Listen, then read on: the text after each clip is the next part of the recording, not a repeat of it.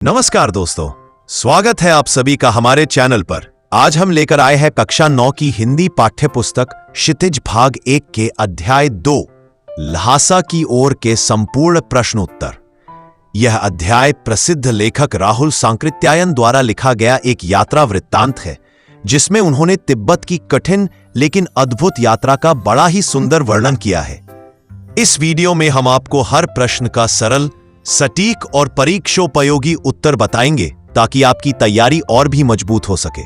तो चलिए शुरू करते हैं ल्हासा की ओर के प्रश्न उत्तर। पाठ्य पुस्तक के प्रश्न अभ्यास प्रश्न 1। थोरला के पहले के आखिरी गांव पहुंचने पर भिखमंगे के वेश में होने के बावजूद लेखक को ठहरने के लिए उचित स्थान मिला, जबकि दूसरी यात्रा के समय भद्र वेश भी उन्हें उचित स्थान नहीं दिला सका। क्यों?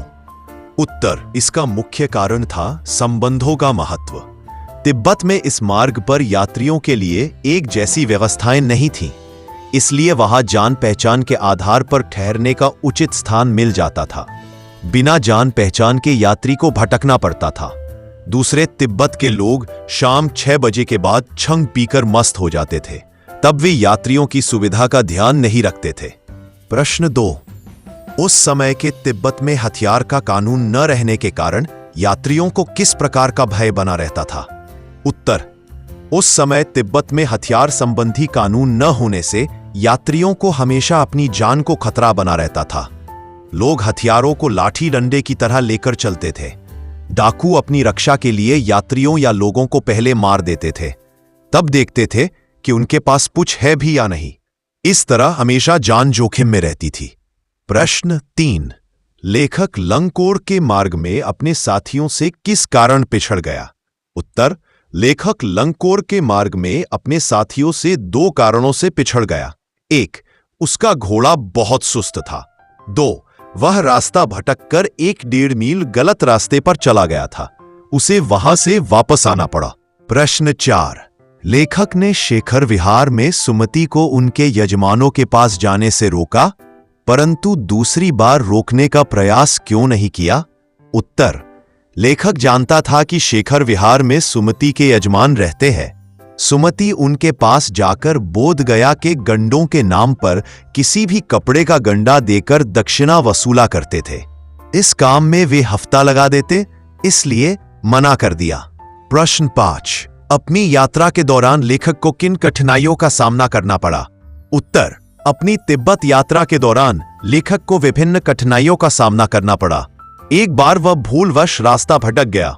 दूसरी बार उसे बहुत तेज धूप के कारण परेशान होना पड़ा। प्रश्न से प्रस्तुत यात्रा वृत्तांत के आधार पर बताइए कि उस समय का तिब्बती समाज कैसा था।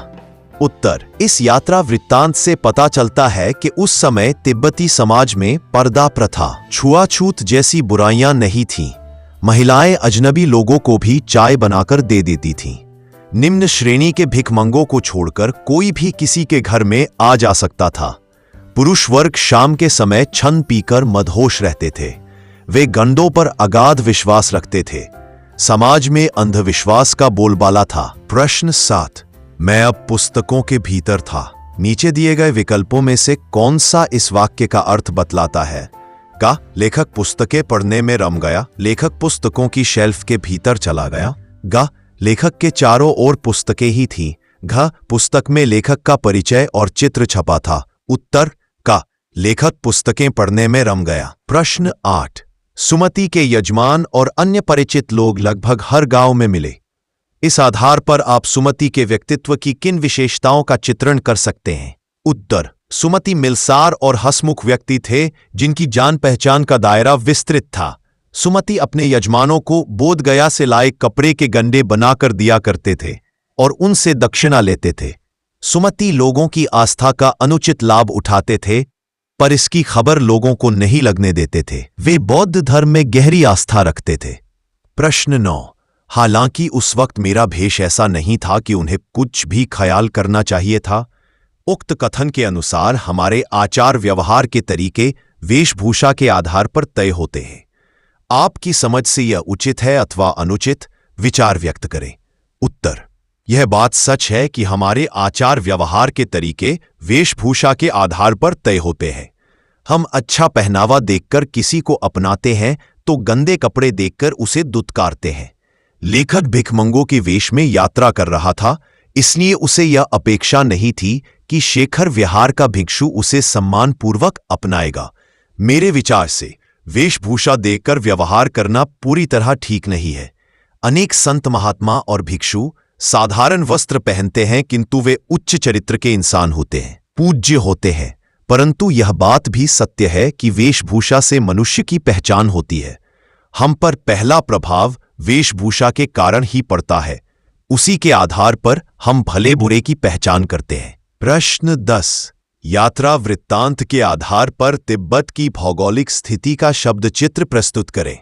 वहां की स्थिति आपके राज्य शहर से किस प्रकार भिन्न है? उत्तर। यात्रा वृत्तांत से ज्ञात होता है कि तिब्बत भारत और नेपाल से लगता हुआ देश है, जहां कुछ समय तक आने जाने पर प्रतिबंध था। यह स्थान समुद्र तल से काफी ऊंचा है। यहां 17-18 हजार फीट ऊंचे डाढ़े हैं, जो खतरनाक जगह है। ये डाढ़े नदियों के मोड़ और पहाड़ी की चोटियों के कारण बहुत ऊंचे नीचे हैं। यहां एक ओर हजारों बर्फ से ढंके श्वेत शिखर हैं, तो दूसरी ओर भीटे हैं जिन पर बहुत कम बर्फ रहती है। यहां विशाल मैदान भी हैं जो पहाड़ों से घिरे हैं। यहां के विचित्र जलवायु में सूर्य की ओर मुंह करके चलने पर माथा जलता है, जबकि कंधा और पीठ बर्फ की तरह ठंडे हो जाते हैं। यह स्थिति हमारे राज्य शहर से पूरी तरह भिन्न है। प्रश्न 12। यात्रा वृत्तांत गद्य साहित्य की एक विधा है। आपकी इस पाठ्यपुस्तक में कौन कौन सी विधाएं हैं? प्रस्तुत विधा उनसे किन मायनों में अलग है? उत्तर। क्षितिज के पाठ और विधाएं इस प्रकार है। 2 बैलों की कथा, कहानी, लासा की ओर। यात्रा वृत्तांत। उपभोक्तावाद की संस्कृति, निबंध। सांवले सपनों की याद, संस्मरण। नाना साहब की पुत्री देवी, रिपोर्टाज। मैना को भस्म कर दिया गया, कहानी। प्रेमचंद के फटे जूके, व्यंग्य। मेरे बचपन के दिन, संस्मरण। एक कुत्ता और एक मैना, निबंध। भाषा अध्ययन। प्रश्न 13। नीचे दिए गए वाक्य को अलग अलग तरीके से लिखिए। जान नहीं पड़ता था कि घोड़ा आगे जा रहा है या पीछे। उत्तर। पता नहीं चलता था कि घोड़ा आगे जा रहा है या पीछे। 2। कभी लगता था कि घोड़ा आगे जा रहा है, कभी लगता था पीछे जा रहा है। प्रश्न 14।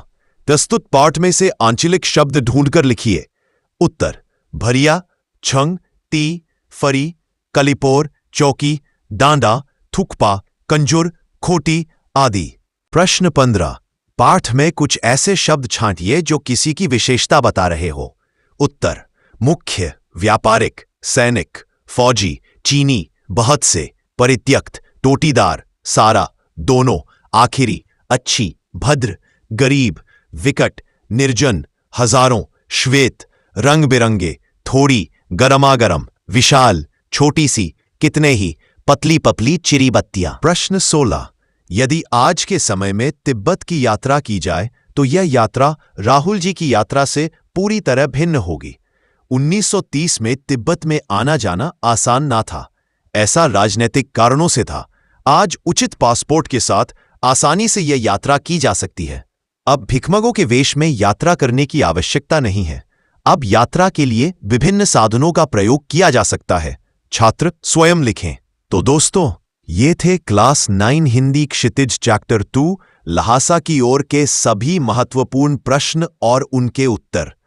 अगर आपको ये वीडियो पसंद आया हो तो लाइक और शेयर जरूर करें, और ऐसे ही और शैक्षिक वीडियो के लिए हमारे चैनल को सब्सक्राइब करें।